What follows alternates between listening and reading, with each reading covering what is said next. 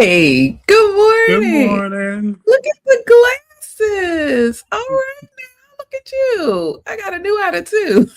I And love God it. said, and God said, let there be light. And there was Hey, light. and there was. And there was. Look at you. I like them. You like them? Thank you. Well, you Yep. picked them, but Yep. all right.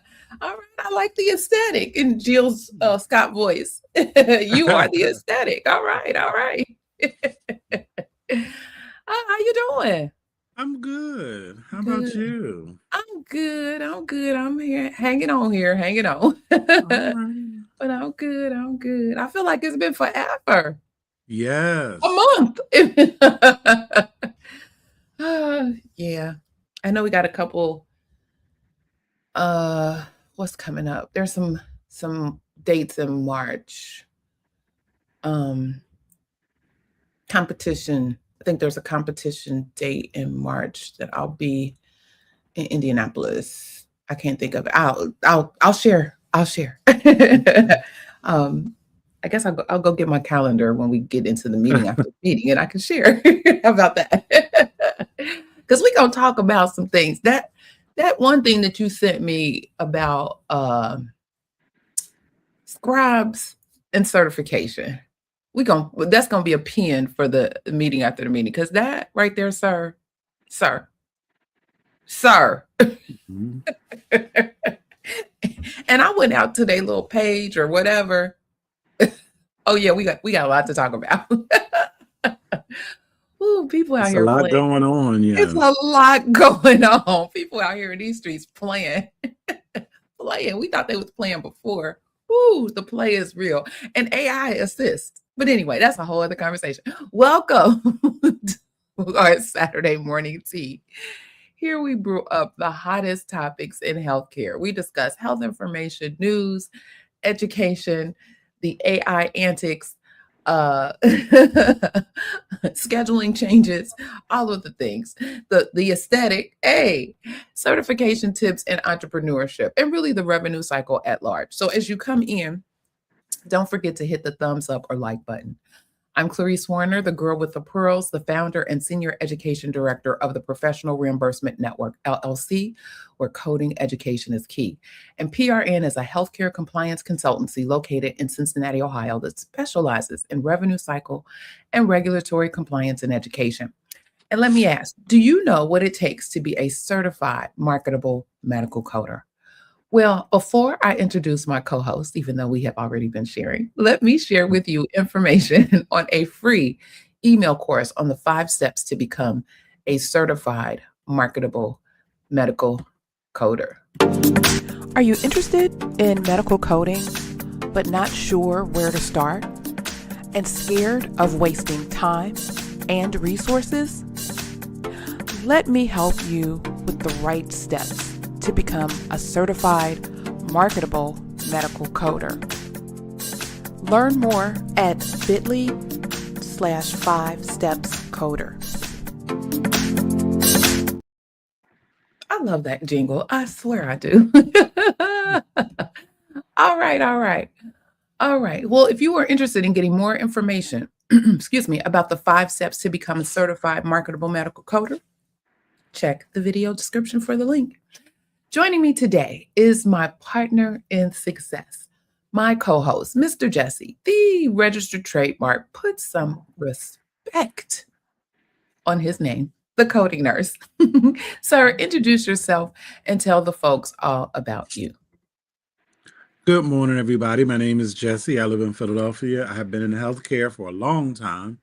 Left the bedside in 2014, started in risk adjustment. During the pandemic in 2020, I created a company, the Coding Nurse LLC, where I help nurses and other people in healthcare with a clinical background transition into the wonderful world of HIM. And how is that going? How is that going? It's coming along. Okay. Um, look, educating one by one.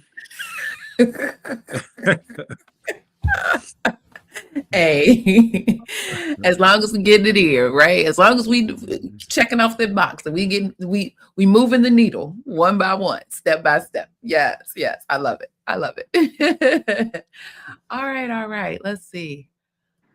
Good morning, aesthetics guru. Good morning and welcome. Good morning, Tanika. Good morning. Good morning, Natasha navigating. Good morning. Good morning. Welcome, welcome. All right. Let's see what we got going on. Now, before we jump in, let me remind you that you can join in and add to the conversation. So don't be shy. Your opinion matters and is welcome here. So, friends, use the chat. And if you have a question for us, nobody does this, but I like to say it anyway. Put a cue first so that we know it's a question for us and we don't miss it. See, I'm setting up for when this chat is just flying and I can't keep up. That's what I'm setting it up for. So. That's right. So for those who are just joining us or watching the replay, today we are talking coder burnout, signs, standards, and your next move. That was just in my spirit all week. That was just in my spirit. Okay. But first, let's get into our church announcements, shall we?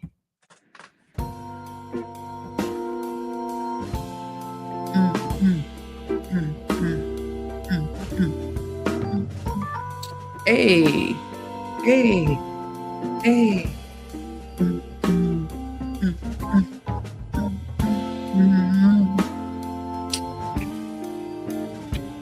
I need to clap. Hey.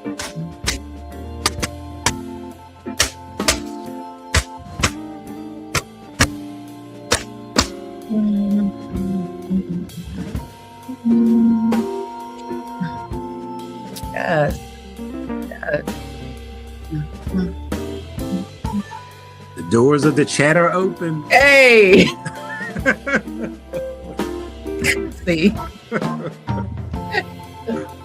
Beyond family members for real. The doors of the chat are open. Cannot. All right. So let's see. Well, first of all, we lost one of the good ones. We lost a pioneer with Reverend Jesse Jackson Sr. And my personal story, we met him some years back when they were activating the Rainbow Push Coalition here in Cincinnati. My first husband was, and still is, I guess, in his new city, but just an advocate for all things justice, all things politics, all things, just be in the middle, in the midst of all of the things. But anyway, he had met and brought Reverend Jackson. He was part of the group of the coalition that brought him here for, there's a couple of things, because he was here several times. Plus Reverend Shuttlesworth was here at the time as well. So, and they were friends. So they would be back and forth.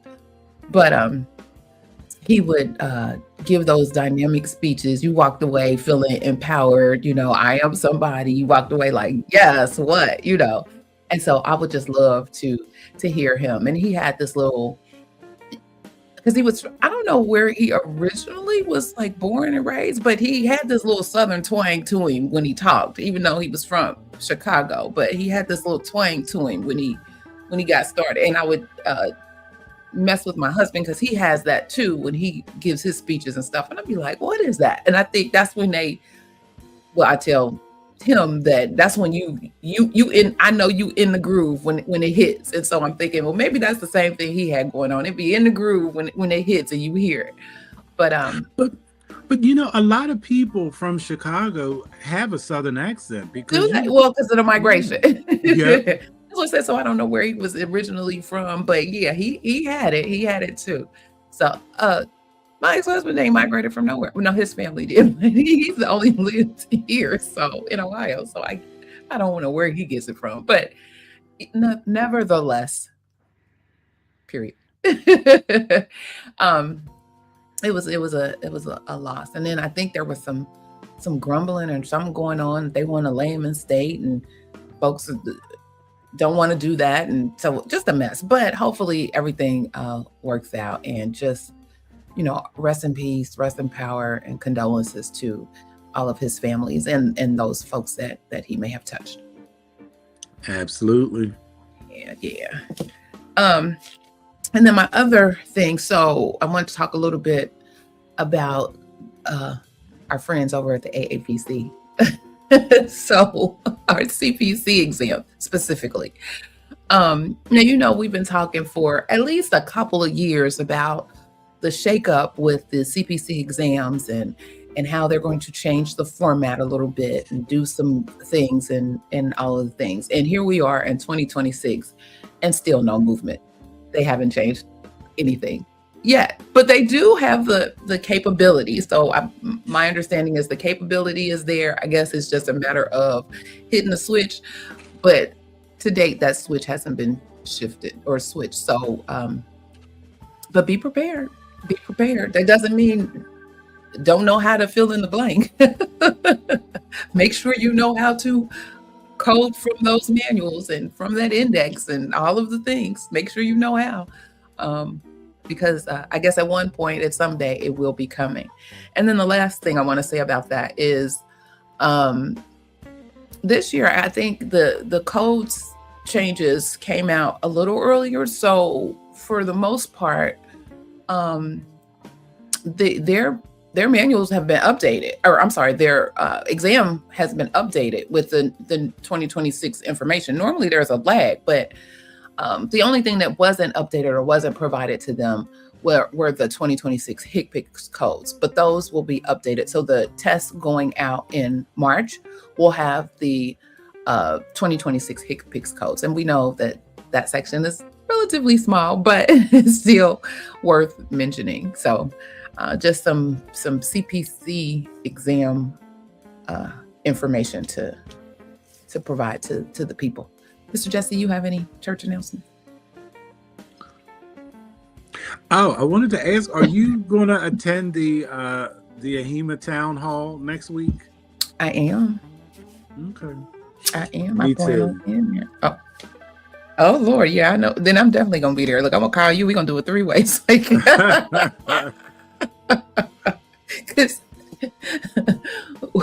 yeah, for those who don't know, when Mr. Jesse hits the town halls, he hits the town hall. So, and look, that tickled in the mug.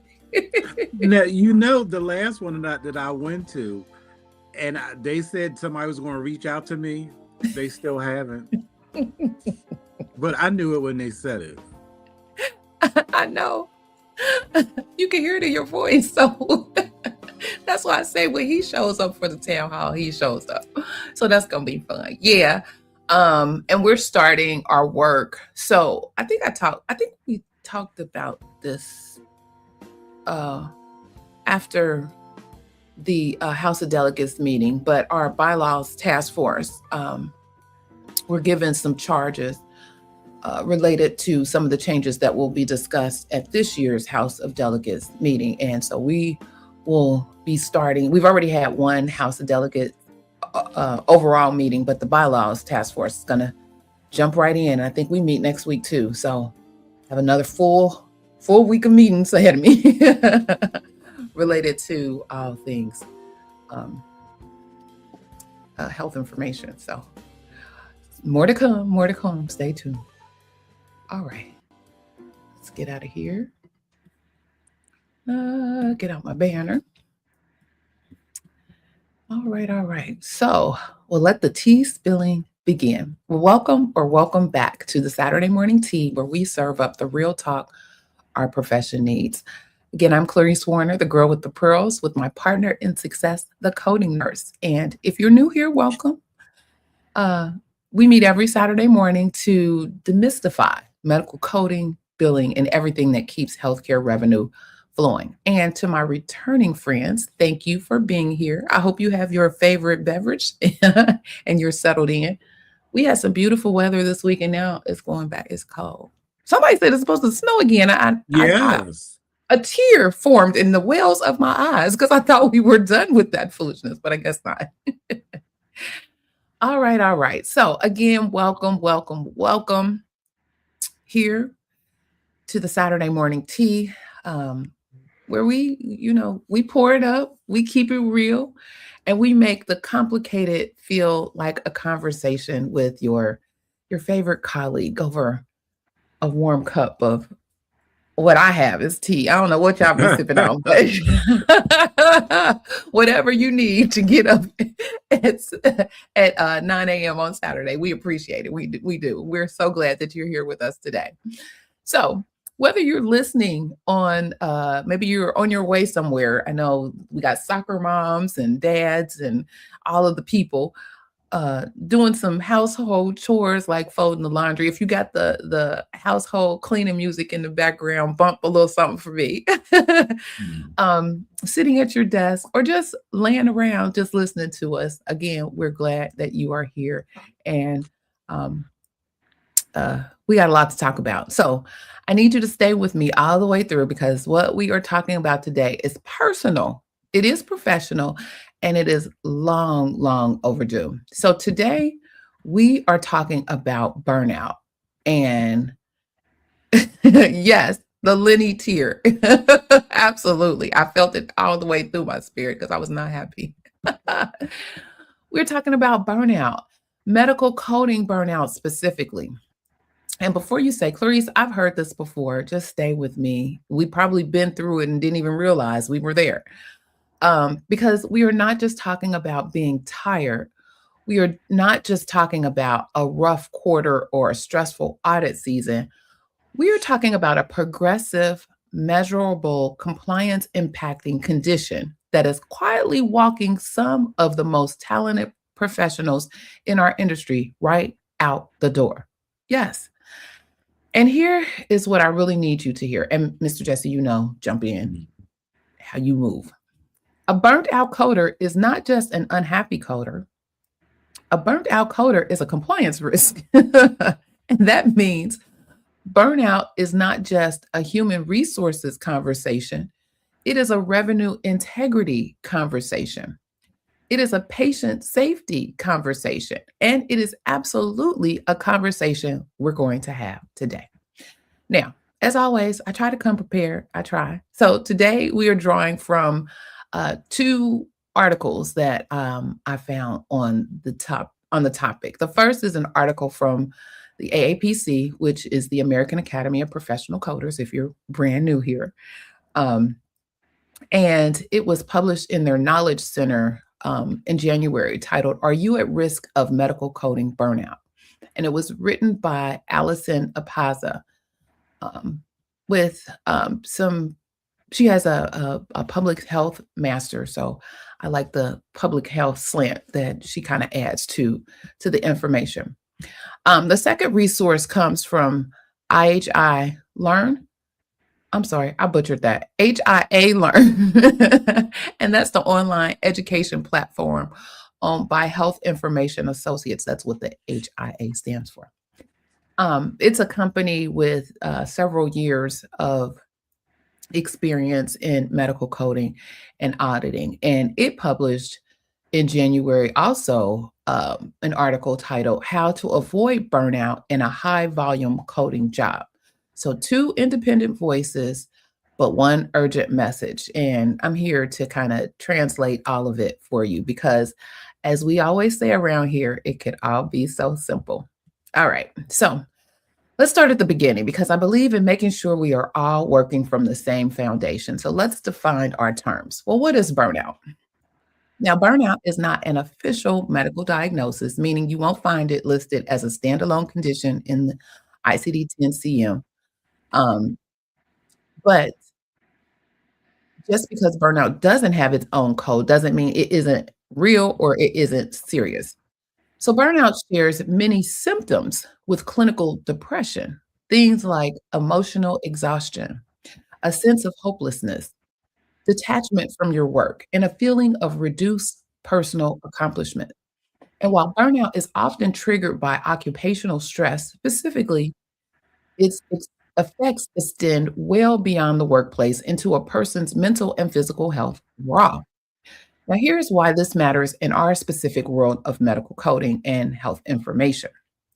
The AAPC article makes something very clear. When medical coders experience burnout, the consequences show up in three measurable, documented ways. The first one is decreased claim accuracy. And we know what inaccurate claims mean. They mean denials, they mean takebacks, they mean compliance exposure, they mean audits. The ripple effect of one tired, burnt out coder making errors reaches all the way through the revenue cycle and sometimes all the way to patient care. Number two, increase turnover. And if you have ever tried to replace an experienced coder, you know that the cost of turnover in this field is not trivial. We are talking about recruitment costs, onboarding time, productivity loss, and the institutional knowledge that walks out the door with every coder who leaves simply because they couldn't take it anymore. Number three, lower overall quality of work. Not because the coder doesn't care. Often it's because they cared so much for so long with so little support that there is simply nothing left in the tank. Whew. Now, let me give you a little historical context here because I think it helps explain how we got here. So, medical coding as a formal profession really began to take shape in the 1970s when the healthcare industry started moving towards standardized documentation and billing systems. As insurance reimbursement grew more complex through the 80s and 90s, particularly with the expansion of Medicare and Medicaid, our federally funded health insurance programs for seniors and low income populations, the demand for trained coders grew rapidly. Then in 1989, AAPC was founded to provide certification and professional standards for coding professionals, um, specifically for the physician realm of the world and outpatient uh, realm of the coding ecosystem, as you will. And in the 1990s, AHIMA also kind of jumped into the fray with on the professional side of coding. Uh, but as you all know, AHIMA has been around for a long, long time since I think 1928, I think. But it expanded its focus to include some coding credentials as health information became more complex and more critical. So fast forward to October 1st, 2015, one of the most significant dates in the history of our profession. This is the implementation of ICD-10 and ICD-10 ECS. Again, this replaced the much older ICD-9 system and expanded our diagnosis and procedure code sets dramatically. ICD-10, or I'm sorry, ICD-9 had approximately 14,000 codes. ICD-10 CM alone has over 70,000. The cognitive demand on coders increased enormously overnight. A lot of folks retired. They was like, you know what? I'm tapping out. I'm out of here. And the productivity expectations in many organizations didn't budge. Add to that the ongoing evolution of payer policies, the complexity of Medicare Advantage plans, which are private insurance plans that provide Medicare benefits and often have their own additional requirements. We have talked about them almost ad nauseum. The growth of value-based care models and the looming reality of AI-assisted coding technology.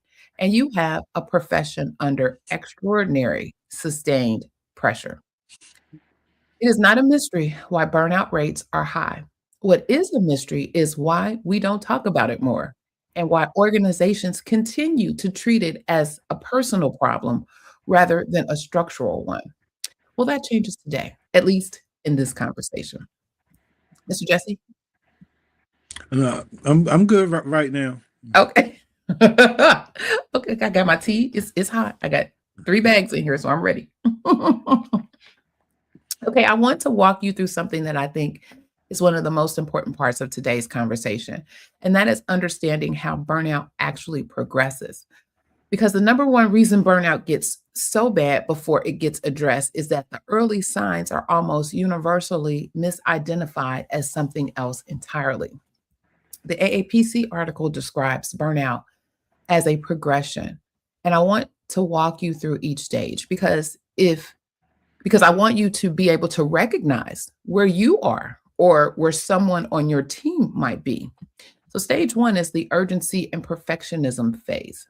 And this one is the sneaky one. The earliest symptoms of burnout don't look like burnout at all. They look like dedication. They look like a strong work ethic. The signs are things like responding to high workloads with perfectionism, feeling a constant sense of urgency, believing that you have to do everything yourself because no one else will do it right, and pushing yourself to go faster and produce more, even when your body and mind are telling you to slow down. Does that sound familiar to anybody? I thought so. Here's the thing. In a profession that is built on precision and accuracy, perfectionism feels appropriate. Of course, you want to get the codes right. Of course, you want to meet your productivity benchmarks. But when that healthy professionalism tips into an anxious, relentless, unsustainable drive, that is stage 1 of burnout knocking on the door. And most people don't answer it because it feels like a compliment, not a warning. Stage 2 is interpersonal friction and increasing isolation. As the urgency and pressure compound, stage 2 begins to show up in relationships. Coders in this phase experience increased conflict with coworkers, supervisors, or providers. They begin to withdraw. They stop asking for help, partly because they don't want to seem incompetent, and partly because they are simply too depleted to invest in connection. The work environment starts to feel hostile or unsafe, even if nothing has technically changed. And the isolation that was already a risk factor in this profession, because coding is often solitary work, deepens significantly. Stage 3, cynicism, anxiety, and depersonalization. This is what the literature calls the hallmark of burnout, depersonalization. In stage 3, the coder has emotionally disconnected from the work. The patients whose care depends on accurate coding become abstract. The guidelines that once felt like a professional challenge become an unbearable burden. Cynicism sets in, a feeling that the work doesn't matter, that the effort isn't worth it, that the organization doesn't care. Anxiety about performance becomes constant, and the pleasure or satisfaction that used to come along from doing the job well, it's gone. Bye bye. Stage 4, depression, emptiness, and crisis. This is the stage where people resign, where they leave the field entirely, where they make significant errors that result in audits or compliance consequences, where the mental and physical health impact becomes acute. Headaches, eye strain, sleep disruption, and symptoms that often overlap meaningfully with clinical depression. By the time someone reaches stage 4, the cost to the individual, to the organization, and frankly to the patients whose claims are being processed by someone running on empty is enormous. Now, here's the good news, and there absolutely is good news.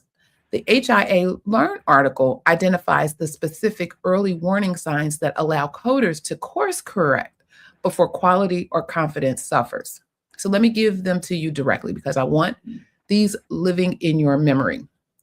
Increased coding errors or second guessing cases that should be straightforward. Mental fatigue that sets in by mid shift. Difficulty concentrating on guidelines or documentation details. Irritability, detachment, or a noticeable loss of motivation. And physical symptoms, headache, eye strain, tensions in the neck and shoulders. These are not signs of weakness, they are signals.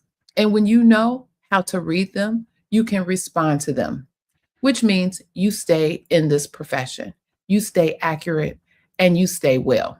Again, it could all be so simple if we just know what to look for. Oh, absolutely. In a lot of workplaces, every day. I had a conversation with somebody and I was like, you know what? We're going to talk about that this week. That's what made me begin to kind of do some research on this.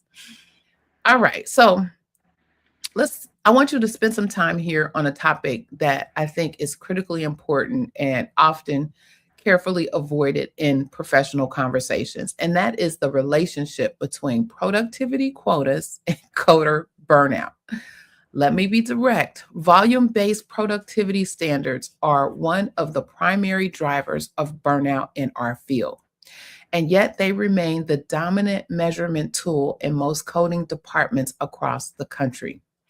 Now, I want to be fair here. Productivity benchmarks serve a real purpose.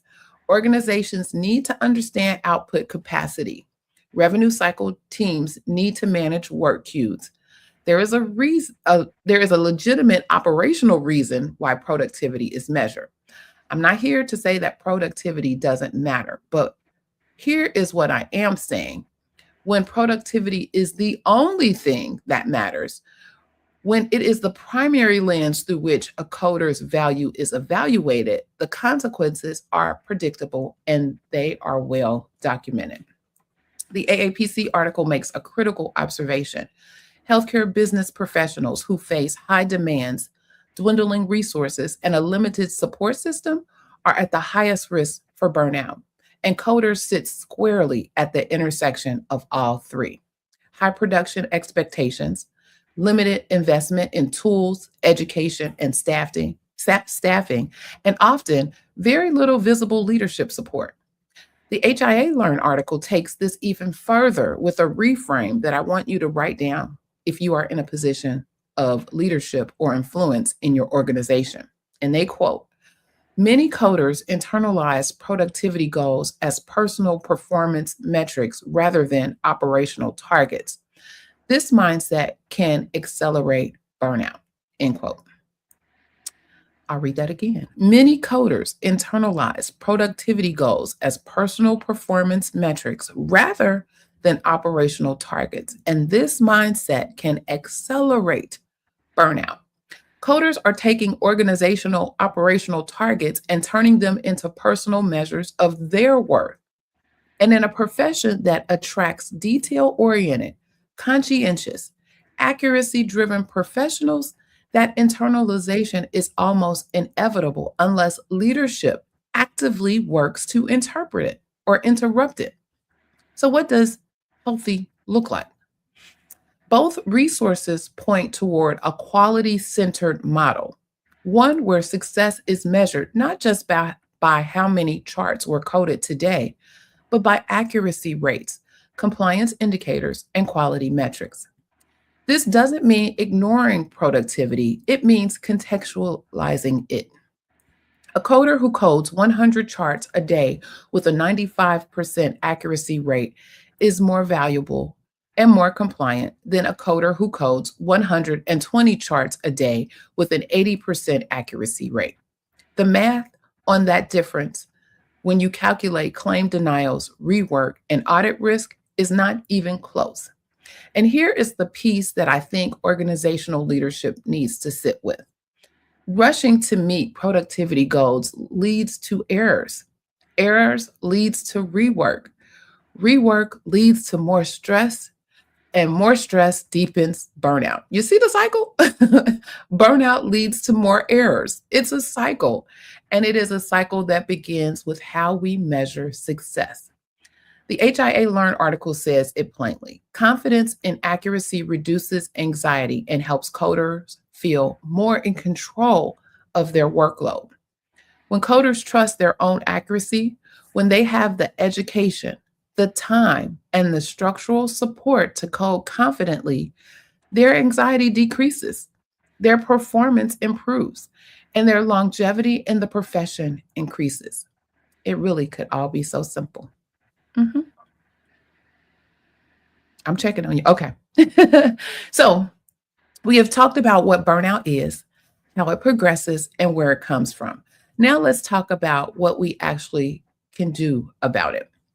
Because, here at the Saturday Morning Tea, um, we are always about equipping you, not just informing you. So I'm going to give you some strategies at three levels: the individual level, the team or department level, and the organizational level, because burnout is not just a personal problem, and the solutions can't only be personal either.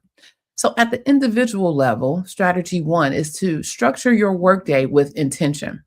The HIA Learn article recommends working in focused coding blocks, roughly 45 to 60 minutes of intentional distraction minimized coding, followed by a short mental reset. This is not a new concept. It is based on well established research on cognitive endurance and mental recovery, but is profoundly underutilized in coding environments.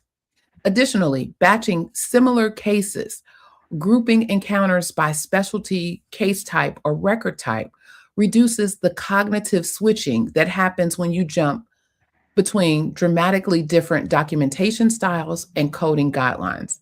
That switching has a real mental cost, and batching minimizes it.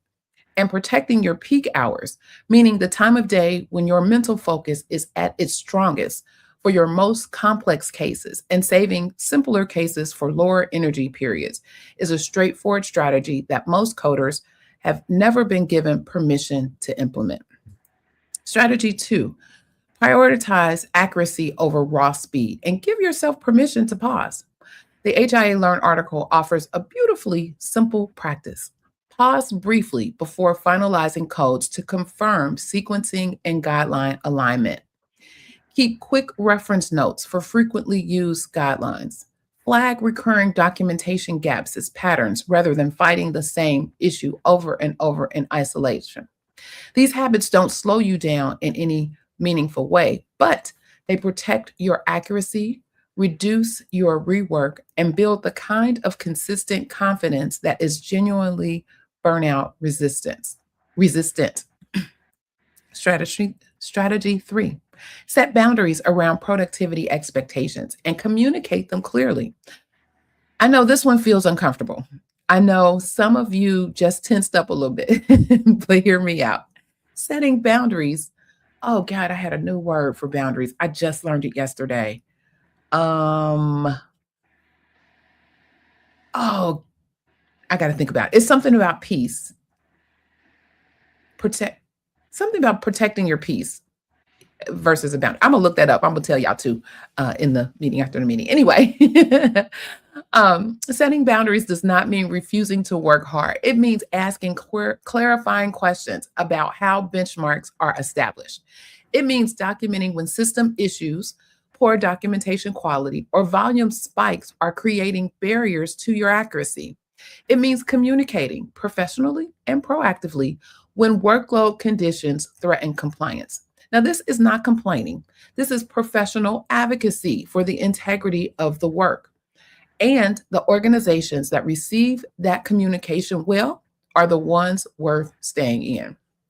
Strategy four: invest in your ongoing education consistently. I talk about education constantly. We do this all the time here on the Saturday Morning Tea, and how important it is.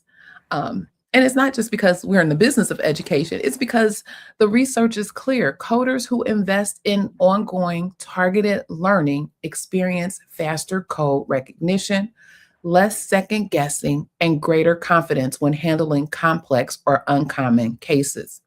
Education reduces what the HIA Learn article calls cognitive load, the mental burden of navigating unfamiliar territory. And reduced cognitive load is a direct buffer against burnout. Short, focused education, even 15 to 30 minutes on a specific topic, can be just as impactful as a full length course when it is targeted at the actual challenges you face daily. You know how we do a lot of scrolling through social on a regular basis, getting that social education? We can transfer that same skill and mindset and getting education about what is needed um, for you in your coding profession. Now, at the team and department level, strategy five: build community intentionally and consistently. The AAPC article highlights something that I think deserves more attention than it typically receives. Medical coders experience isolation at significantly higher rates than other healthcare professionals. Whether you are working remotely or simply siloed within a department, the absence of genuine peer connection is one of the strongest predictors of burnout in our field. Mentorships, collaborative case reviews, wellness groups, and even intentional social touch points within a department are not extras. They are protective infrastructure. Supervisors and managers, this is your lane. Creating a culture where coders feel seen, supported, and connected to a team is one of the most powerful burnout prevention investments you can make. At the organization level, strategy 6, rethink how you measure success. Organizations that are serious about addressing burnout need to be willing to examine their productivity frameworks honestly, reframing success in terms of accuracy, quality metrics, and compliance outcomes rather than purely volume is a cultural shift. And cultural shifts take time, they do, but they begin with one conversation, one policy review, one leadership decision to say, the way we've always done it may not be the way we should keep doing it. The AAPC article puts it beautifully. By understanding burnout and the risk it poses to employee retention, patient outcomes, and the healthcare industry as a whole, companies can proactively implement cultural changes to safeguard against burnout. Proactive, not reactive. That is the standard we should be holding our organizations to. And here's the truth that ties all of these strategies together. A healthy coder is an accurate coder, and accuracy is always worth protecting. It could really all be so simple. Just that the grouping is a big problem too in a production environment. Absolutely. This production thing is killing everybody, not just the medical coders, but healthcare as a whole. Mr. Jesse, you got that look. The people who the people who wrote those articles is very nice, but they have not worked in a production environment in the last 2 years. I can promise you, because it all sounds very nice, but that's not at all the reality that people in a production environment have to face every day. Your production is not a boundary; it's a requirement. And if you don't meet those, if you don't meet the KPI, if you don't meet the accuracy, you have to explain it. And after so long, you get put on a performance plan. You can see it all if you look on any coding group page. That's what you see all the time. Like, you see people who are worried about meeting their quotas. You see people who are worried about losing their job because of production. So it all sounds nice, but I just don't. That's for me. That's just not helpful, Well, I because think it starts the conversation, and we've been talking about this for a long time, related to these productivity rates and I will still call them boundaries to burnout in this case, since that's what we're talking about. Um, because a lot of them are they're off the hook in some cases. It's like, oh my God, how in the world do you expect accuracy with the level of productivity that is required, or as you call it, as you state, required? Sometimes these things need to be reviewed. Somebody needs to take a look at, and I believe that's a leadership decision. And as the article states, I believe that is a cultural shift in organizations to really kind of think through. We know why these productivity numbers and measures are here, but look at the impact of what it's having on the people who have to meet them. And where is the flexibility? Where, because some of these are hard, rigid, in the sand. You got to do this, and this, or you got to go. And how fair is that? Especially if if hitting those productivity marks diminishes the accuracy, that's a problem. That's a bigger problem for these organizations. And I think at some point the conversation needs to be had. What's more important? Getting thousands out, or making sure the ones we get out are right? I don't know. That my 2 cents. Good morning. Good morning.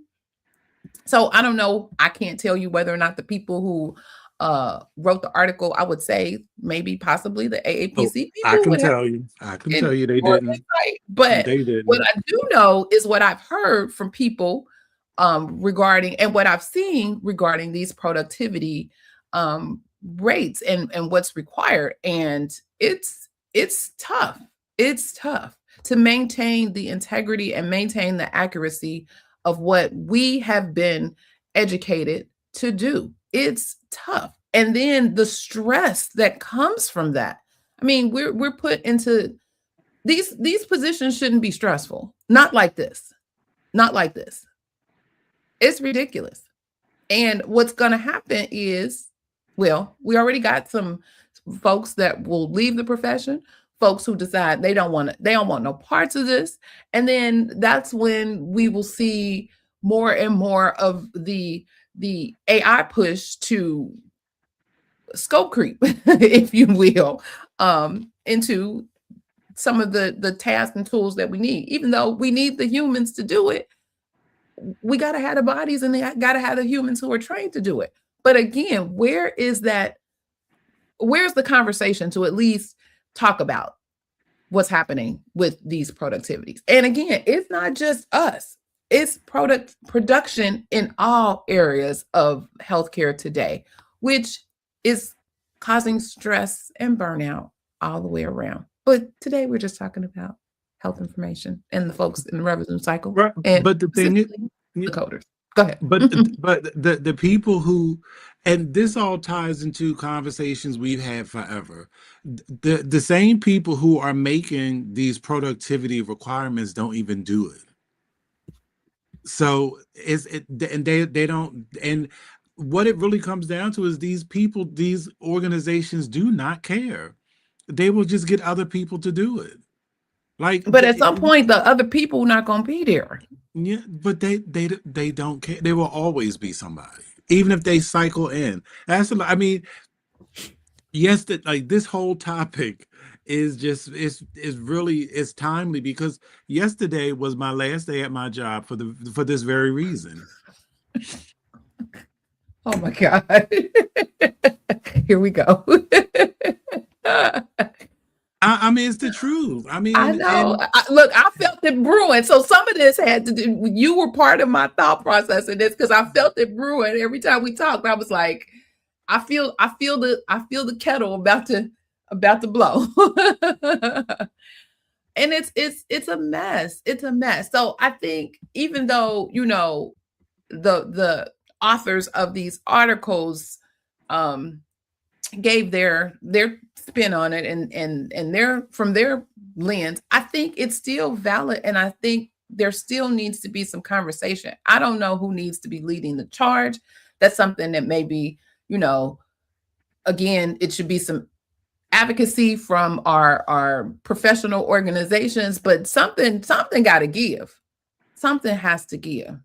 This is crazy because you're expecting all of these numbers, all of this perfection, but accepting less accurate compliance written stuff no, in light of getting numbers out. they're not accepting less. No, because you still have to meet quality. You still have like at my job I got audited every week. Every week you get a score, and every week you have to be at these benchmarks, and it's not just one, it's several every week. And if you don't and if you don't hit it, you get a talking to. So And that was then your organization, but there's a lot but of it's other organizations but it's that don't everywhere have I've that been. It's that everywhere I've rigorous. been. No, they don't have Everywhere that. I've been. They don't have that. If you're looking at a smaller organization, they don't have that rigorous setup to do that. They just want the numbers out. They don't have anybody to do that additional check or run those audits. They don't have that. So But their goal is getting those claims out the door. right, but a smaller organization is going to be different. Tis true, but we're talking about. But we're talking about middle to large size companies that hire thousands and thousands of people. It is a revolving door. If you go on social media, you can go to coding groups and you'll see the same companies being talked about all the time because it is a revolving door because it's all about money. Well, Because but all these same issues exist even in the smaller ones as well, and those are overlooked. So it's across the board. It's just it feels different in wherever it is that you're sitting. But that productivity thing is still there, and pushing productivity over accuracy is probably even more so in those smaller, because again they don't have, the additional uh lens to have people spot check and audit and do their thing. They get it on the back end when the denials come in, and then that creates a whole other conversation and a whole other problem that we've already addressed. So it's a lot.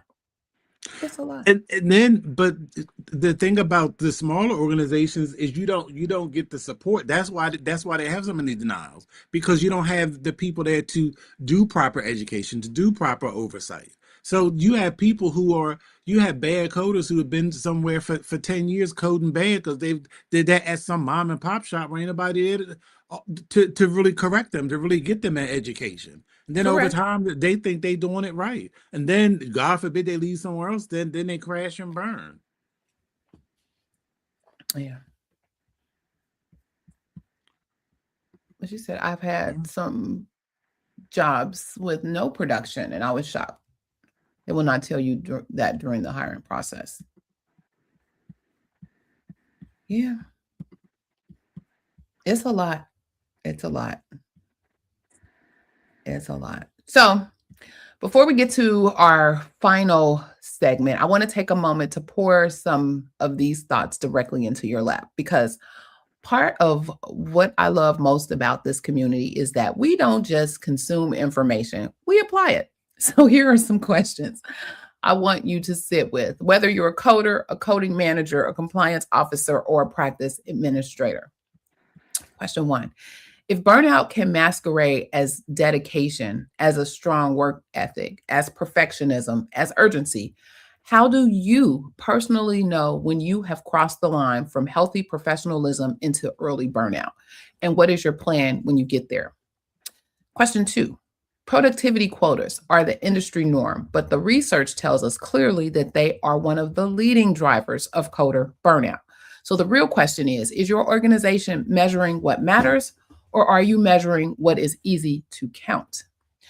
Question three: medical coders face isolation at rates significantly higher than most other healthcare professionals. Honestly, does your coding team have a genuine sense of community and connection? Or is everyone working in silos and calling it independence? Four: burnout related coding errors don't just affect the coder, they affect claim accuracy, compliance, and ultimately patient outcomes. And at what point does coder burnout become an organizational liability rather than a personal problem? And last question: if you knew, and now you do know, that investing in consistent, targeted coder education would directly reduce burnout and improve claim accuracy, what is actually standing between your organization and making that investment today? So take those questions home with you. Share them in your next team meeting. Post one on in your coding group chat, and let's do some work, because awareness is always the first step. Now, I want to spend our final content segment talking about something that I am deeply passionate about, and that is your future in this profession. Because the burnout conversation and the career longevity conversation are connected. When coders feel purposeful, positioned, and prepared for where the industry is heading, they are more resilient. They are less vulnerable to burnout, and they are less likely to be replaced by the technology that is reshaping our field. So I want you to give three pivots, three strategic shifts in how you think about and position your career that I believe every medical coder needs to be making right now. Pivot one: um, from transactional coder to clinical compliance strategist. Here is the honest truth: AI can assign codes. Automated coding tools are getting better every year, and they are already being used in various capacities across health systems. But here is what AI cannot do, and we have talked about this a lot. It cannot interpret regulatory nuance, recognize documentation patterns that signal compliance risk, or apply the contextual clinical judgment that a trained human professional brings to complex scenarios. So your value as a human coder grows exponentially when you move beyond transactional code assignment into compliance strategy and oversight. You become the person who reviews, validates, and corrects what the machine produces. You become the subject matter expert. You become the compliance guardian. 3 steps to start this pivot. 1, commit to reading pair policy updates and OIG guidance monthly and document your findings. Become the person in your organization who actually knows the rules. 2, pursue a formal compliance credential. You can get them through HCCA, AAPC, AHIMA, and so on. 3, volunteer to support internal audits.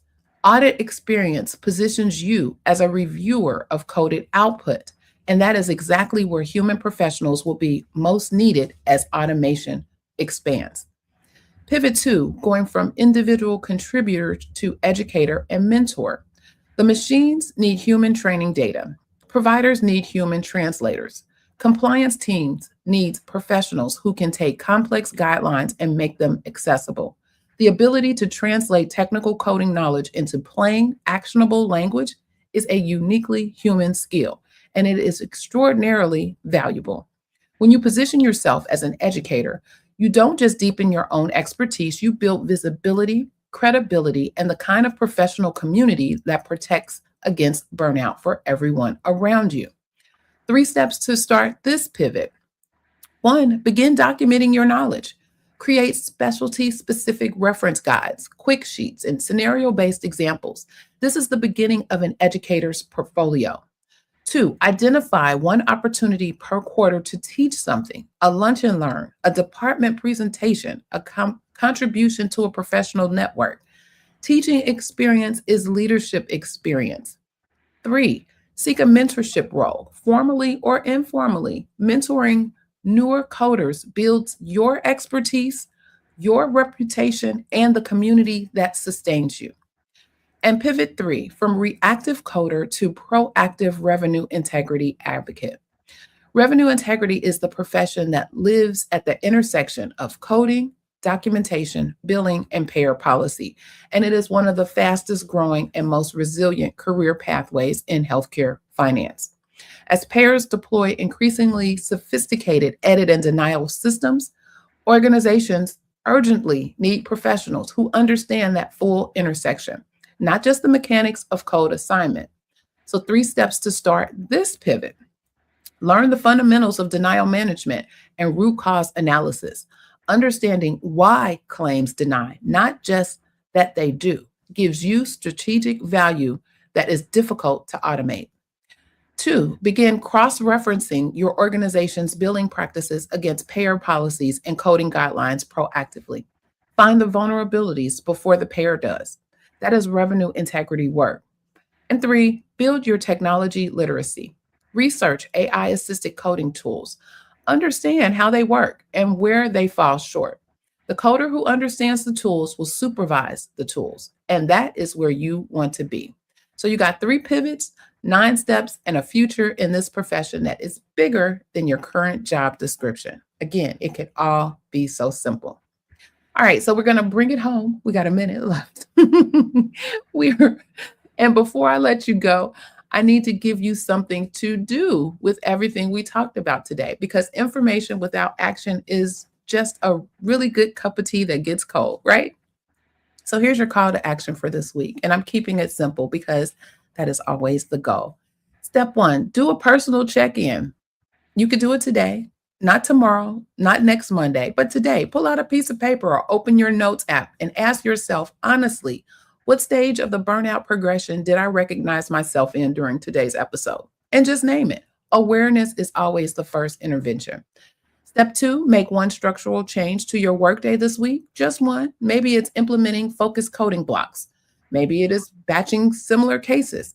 Maybe it is protecting your morning hours for your most complex charts. Pick one thing and try it for 5 days. And step three, share this episode. Send it to a colleague. Post it in your coding group. Drop it in your department's chat because burnout thrives in silence. And the more we normalize this conversation, the less power it has over us. All right.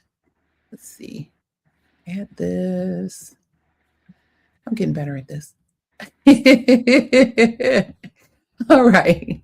So, and if you want to go deeper, if you want the tools, the templates, the self assessment guide, the implementation roadmap, and a community of professionals who are navigating all of this together, I want to personally invite you to join us over at the PRNT Sippers, our Patreon community. There are two membership tiers. There's the Hot Tea Sippers and the Elite, and both are filled with resources specifically designed for healthcare reimbursement and coding professionals who want to stay ahead, stay compliant, and stay well. Oh, I forgot to add the other links. Never mind. I'll do that later. Okay. We are you'll find the links in, we see the QR code, but you'll also find the links in the description below. So come on over, take a look, take a sample, see what's happening over here. The tea is always warm and the door is always open. For our Saturday morning tea family, thank you for spending Saturday morning with us. I know your time is precious and we don't take it lightly that you chose to spend it here with us. So at the Saturday morning tea, we're all about building a community of savvy, informed, marketable healthcare professionals. So again, like, share, subscribe, and comment, and let's grow this community together. Mr. Jesse, do you have any closing thoughts? Yes. If you're facing burnout, look for another job. To every coder? Easier. Oh, it's easier? No, it's easier than trying to fight City Hall because these people don't care. To every coder who showed up to work this week, even when the queue was long and the documentation was frustrating and the guidelines felt like they changed overnight, I see you. Your work matters. Your accuracy protects patients. Your professionalism holds the revenue cycle together, and you deserve a career that honors that. Burnout is not your destiny, but it is a signal, and now you know how to read it. So take care of yourselves and take care of each other. And join us next Saturday for another cup of tea and more coding insights. Until then, keep coding with confidence, keep learning with purpose, and keep shining your light. This is Clarice Warner, the girl with the pearls, reminding you that when we lead with knowledge and integrity, we can navigate any challenge. And remember, be safe, be kind, and don't wish for it, work for it. Until next time, take care. And to my PRNT sippers, we'll see you in the meeting after the meeting at 10:15. All righty. Have a good one.